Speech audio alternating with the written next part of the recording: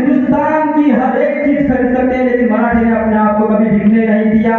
लाखों की हजारों की जहांगीर की लालच दिया, लेकिन जाबाज मराठों ने फूंक दिया उसपे। हाँ, मराठे कभी थकते नहीं, रुकते नहीं, मराठे झुकते नहीं और मराठे कभी बिकते नहीं।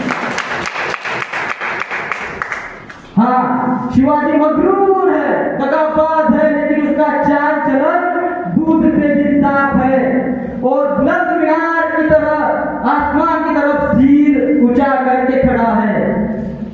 हम खुश नसीब हैं जो हमें दुश्मन मिला शिवा जैसा।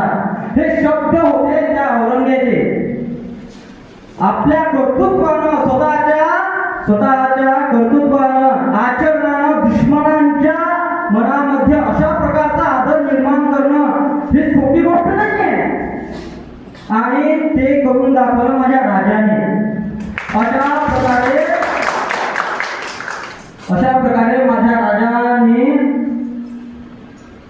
शिवराज्याभिषेकानंतर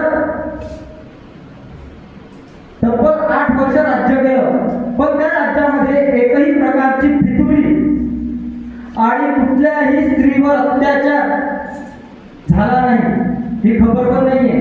अशी केस पण बाहेर भेटत नाही इतिहासामध्ये।